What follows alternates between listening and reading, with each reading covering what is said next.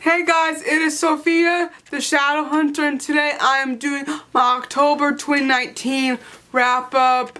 I know it's a little bit behind to be filming this, but as you guys all know, it's hard to stay on track to get these things filmed.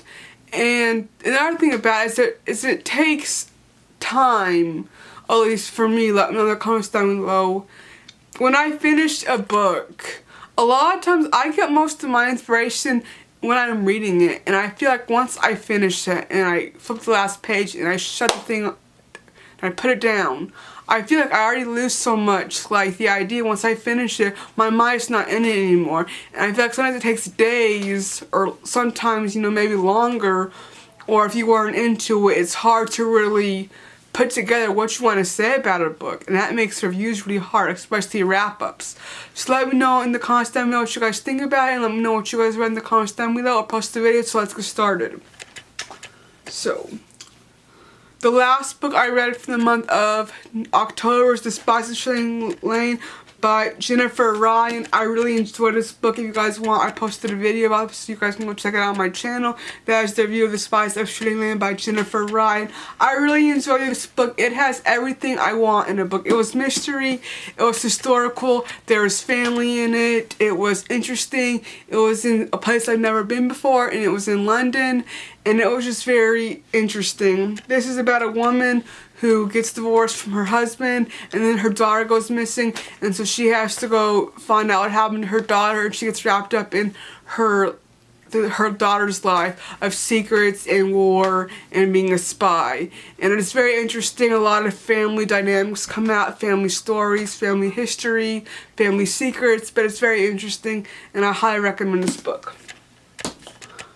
Right, and the book I finished before that one was Midland Berlin by James McMouse. I also really enjoyed this book. I've had this book for a while, and it took me forever to read it. I don't know why, but it was really interesting. It says right here, Berlin, the spring of 1939, Hitler is preparing for war. Colonel Nolan McCrae, a British diplomat, plans the ultimate sacrifice to stop him. The West's appeasement policies have failed. There's only one alternative: assassination. The Gestapo, aware of McCrae's hostility, seeks to compromise him in their infamous brothel.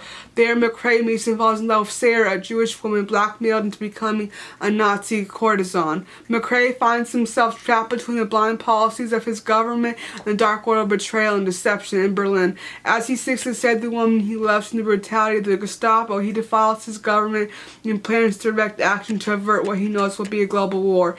Inspired by true events and characters, James McMouse's Midland in Berlin is a passionate story that will leave you in awe of human capacity for courage, sacrifice, love, set against a world on the brink of war. I really loved this book. He's probably one of my new favorite authors. I realized I love historical fiction, and I rarely don't read historical fiction. I did read a lot more of it when I first got into history in the Holocaust and World War II, but now I read so much primarily nonfiction. I don't read a lot of fiction, but when I do, I love it. And I loved this book because even though it was fiction and it's something I was learning about, excuse me, I'm still trying to get over the sickness, that you can put, he put real characters in a type of world and mindset that really happened.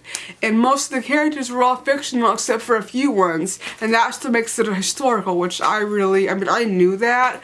But because for someone who loves history, like, it's, this really is a historical fiction maybe, which this book I knew it was historical fiction, but there's other books to me that I've been told they're historical fiction, and they are, I didn't realize that. But this was a great book about love, betrayal, history, and war, and what you're willing to do. There's this woman who is Jewish that is a Nazi courtesan, and she ends up killing a Nazi and running off trying to keep herself alive, and there's someone who falls in love with her that tries to protect her and keep her safe. They'll, end up working together to try to help the Nazis not succeed in the war. But it was a really interesting book. I don't know if I don't think I found a review for that book, but if not, I'm going to soon. And the first book I read, I think this was the first book I read in October. It feels so far away from me, even though it was last month. That is Love from Boy Ronald Starr's Letters to His Mother, edited by Don Sturrock.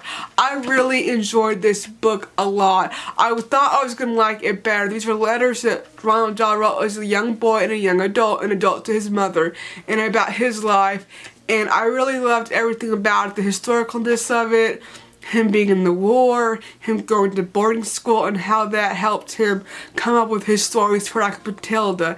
And it was really interesting, and it made me want to read some of his actual books because I haven't read anything by him but this.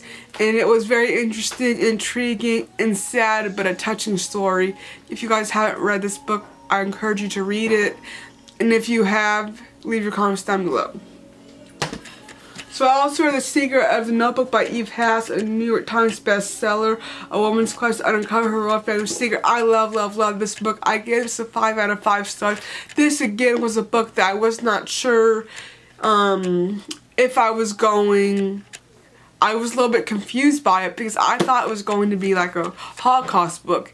And it was, but it wasn't just that. It was like medieval, it was historical, it was family, it was a mystery, it was entertaining, it had spiness to it, and just a lot of things I love. It was really interesting. It's this woman who tries to find out what happened to her family, and she thinks her family is Jewish. Turns out, spoiler if you haven't read this book, her family was not Jewish. She took on a Jewish name to be protected. Someone did that cared about her to protect her and her family because it was a little bit, she was a illegitimate child.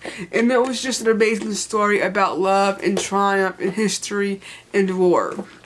Last but not least, I read Clockwork Lives by Kevin J. Anderson and Neil Peart. As you guys know, I've reread these books several times, and I loved this book.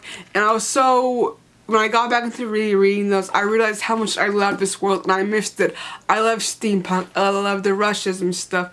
I like their relationship together, Neil Peart and Kevin J. Anderson.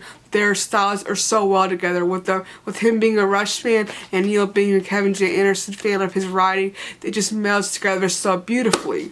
So I hope you guys like this video. Please let me know in the comments down below what you read in the month of November. I hope you guys like this video. If you haven't, go ahead and subscribe to my channel. I'll see you guys next time in our video. Goodbye.